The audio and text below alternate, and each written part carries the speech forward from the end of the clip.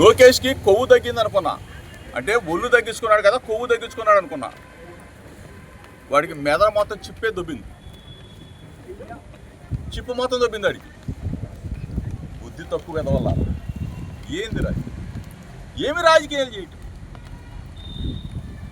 దేవుణ్ణి, గుడుల్ని అన్నీ కూడా మీరు రాజకీయాలు చేసి అపవిత్రం చేయాలనుకుంటే సంవత్సరంలోనే బస్సు పట్టిపోయారు మీరు.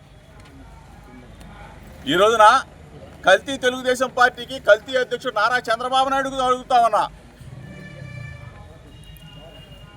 లడ్డూ కల్తీ అన్నావు, లేకపోతే పరకామణి కేసు అన్నావు, లేకపోతే నా మీద పెట్టిన కల్తీ మద్యం అన్నావు. కల్తీ మద్యం కేసులో రారాబాబు చంద్రబాబు నాయుడు, రారాబాబు లోకేష్ అని చెప్పేసి పిలిచా. సిబిఐ ఎంక్వైరీ ఏమైనా కోరా, నార్కో ఎనాలిసిస్ టెస్ట్ చేయరా బాబు అని కోరా. ఒకటి కాదు, రెండు కాదు. తిరుమల వెంకన్న దగ్గరికి వస్తానన్నా, దుర్గగుడికి వస్తానన్నా, చంద్రబాబు నాయుడు ఇంటికి కూడా వస్తానని చెప్పా. ఆఖరికి లేదు మీరు రాలేకపోతే నా ఇంటికి కూడా ఆహ్వానించా. ఏది చేయకపోగా 83 రోజులు జైల్లో పెట్టారు. రాక్షసానందం పొందారు. ఏం చేయగలవు ఇంతకన్నా? నన్ను చంద్రబాబు నాయుడిని అడుగుతామన్నా, చంద్రబాబు నాయుడు కొడుకు లోకేష్ని అడుగుతామా? ఏం చేయగలరా బాబు మీరు? నా గొంతు నొక్కేయగలరా? వైఎస్ఆర్ కాంగ్రెస్ పార్టీ జెండాని నా నుంచి దూరం చేయగలరా? జగన్మోహన్ రెడ్డి గారిని మరలా ముఖ్యమంత్రి చేసే వరకు కూడా ఈ పోరాటం ఆగదు. అంటే సంవత్సరాల కాలంలోనే మీ మీద ప్రజలకి ఏహిభావం. మీరంటే అబద్ధాలు, మోసాలు, కల్తీ అని చెప్పేసి తెలిసిపోయింది. ఒకటి కాదు, రెండు కాదు. మీరు చేసే మోసాలు సంవత్సరాల కాలంలో దోచుకోవటం, దాచుకోవటం. ఎన్ని దేశాలు తిరుగుతారు మీరు? దావోసులు, ఆస్ట్రేలియాలు, అమెరికాలు, అంతరిక్షాలు, చంద్రమండలాలు, పెట్టుబడులు అంట, వరద అంట. ఏంది వరద? ఏ వరద వస్తుంది? అన్ని నుంచి వస్తుంది వరద.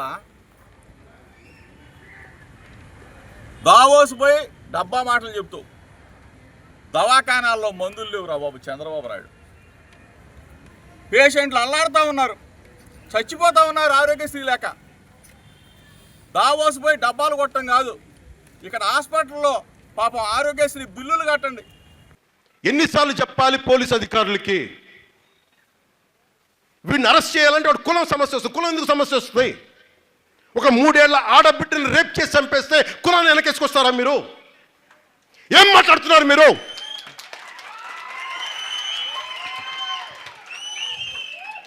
మీరు ఐపీఎస్లు కదా మీరు చదువుకుంది. ఇండియన్ పీనల్ కోడ్ ఏం చెప్తుందో మీకు? భారతీయ శిక్షణ స్మృతి ఏం చెప్తుందో మీకు? క్రిమినల్స్ని వెనకేసుకు రమ్మని చెప్తుందా మీకు?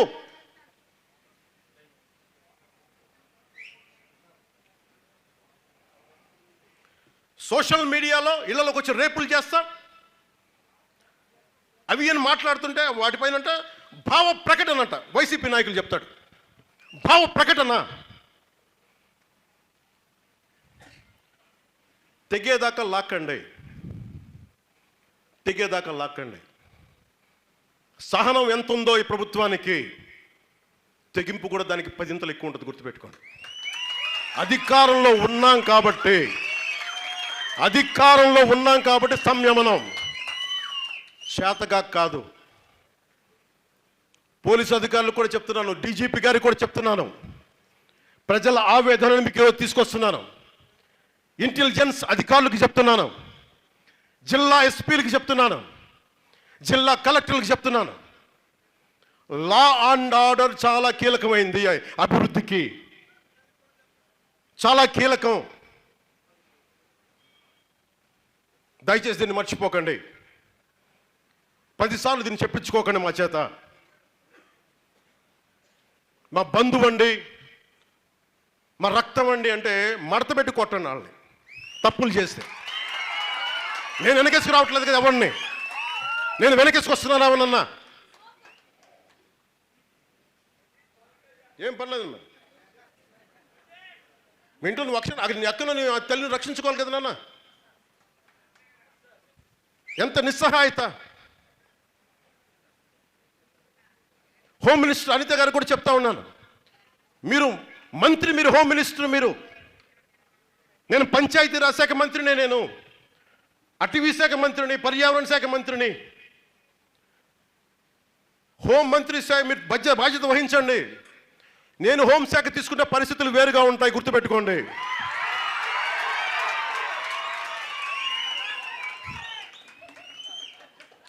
మమ్మల్ని విమర్శించే నాయకులకి అందరికీ నేను చెప్తున్నాను ఈ రోజున, ఇలాగే మీరు తీసుకొస్తా ఉండండి. మీరు నిశ్చలంగా ఉండండి, ఏం చేయకుండా. హోం బాధ్యతలు కూడా తీసుకోవాల్సి వస్తుంది, గుర్తుపెట్టుకోండి.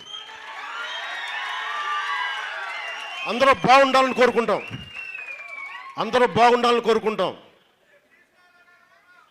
అందరూ బాగుండాలని కోరుకుంటాం.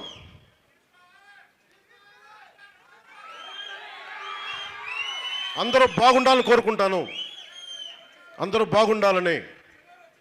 ఆగండి ఒక నిమిషం. అందరూ బాగుండాలని కోరుకుంటాను. రాగానే ఒకటే మాట చెప్పా, ఇది ప్రతీకార ప్రభుత్వం కాదు అని. కానీ చేతగాని ప్రభుత్వం నేను చెప్పాల, గుర్తుపెట్టుకోండి.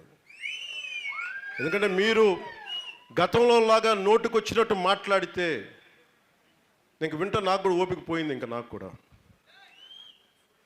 మీరు అంటారు కదా ఏం చేస్తామని, వెయిట్ చేయండి.